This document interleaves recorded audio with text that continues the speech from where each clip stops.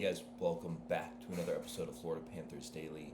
We got a good episode today, but it's also kind of I wouldn't say sad episode, but more of a lot of news and updates. Pretty much all of the news so far, at least today, is going to be regarding injuries, which is really unfortunate. If you're a Florida Panthers fan, this should come to no surprise to you that Alexander Barkov was hurt during practice. So yesterday was the first practice for all of our regular kind of season guys to kind of get back onto the ice, get some warming up, kind of get a feel for everything before you play a couple preseason games before the start of the season. Unfortunately, Alexander Barkov suffered what really seemed like a somewhat severe injury. It was a non contact injury. He was skating, his right knee seemed like it buckled inward, and then he really had a hard time putting weight on it after he fell to the ice and tried to get up. This is not a great sign for us whatsoever. It's not a great sign for Alexander Barkov. I guess if you're going to look at the glass half full, we got to be happy that the injury happened early on in the year, so he has time to recover and he's not missing any time in regards to the playoffs.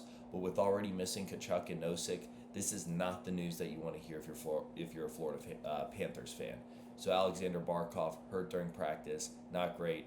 Now, what is his timeline going to be? And that's a really great question.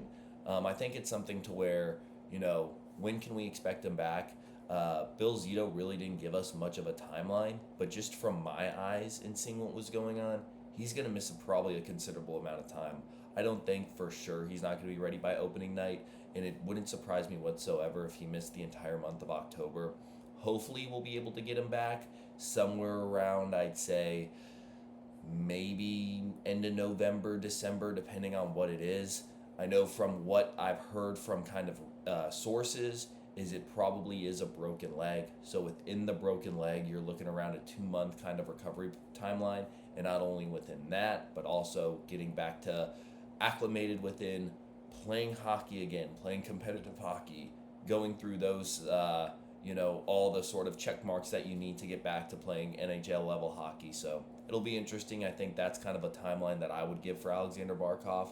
Hopefully he'll come back within that timeline. Who knows? Again, we don't know the severity of the injury, and within that, we can't really give a very specific, accurate timeline. Continuing with the bad news, we have around the NHL, Stars captain Jamie Benn suffered a collapsed lung. So Jamie Benn's been a long time NHLer. He's been with the Stars for a long period of time. This is actually his last year playing in the NHL, and this is not how he wanted to start it off.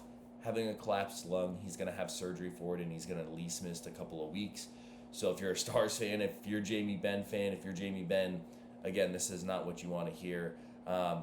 As we're starting off and players are getting back, especially some of our older players, it's kind of just like, all right, is my body going to react the way it normally does with playing hockey? I've taken some time off. Is it not?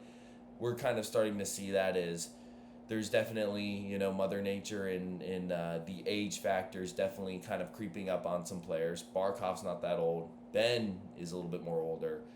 So unfortunately for Stars fans, they're going to be missing their captain the first few weeks of the season, just like us Panther fans. Hopefully both Barkov and Ben have speedy recoveries and we'll be able to see them on the ice soon. Now this comes to my last topic, which is what's more likely. And again, as a Panthers fan, a couple weeks ago, you're thinking, man, this is probably one of the worst possible questions we can ask. And that is, will we see Alexander Barkov back or will we see Matthew Tkachuk back? Again, kind of what my eyes are telling me and the knowledge that I know, it seems like we're going to get Barkov back first. Tkachuk has to have surgery, so we know, okay, surgery, the recovery timeline for that. December, maybe January, we're not going to see Matthew Tkachuk back on the ice. Barkov, who knows? It's something to where we don't know the severity of the injury. If he has to get surgery, his timeline might get pushed back further than Tkachuk. Hopefully, again, if that's the case, we'll have him for the playoffs. But really, I think we're going to get Barkov back before we get Tkachuk back. We really need both of these guys back as soon as possible. But again, it's more of like the guys that we have playing good hockey. I talked about in one of our previous episodes how October is a very easy schedule for us. Kind of, again, hold the fort down, get some wins.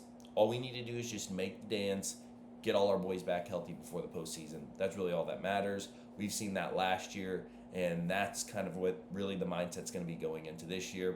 And it's where a lot of young guys are gonna get opportunities to be able to see what they can do, or and see how they can go and progress. And we're gonna need guys like Sam Bennett and Sam Reinhart and Carter Verhage and Evan Rodriguez to really step up. So it'll be exciting. Again, we're gonna miss these guys, but it also provides opportunities for other guys.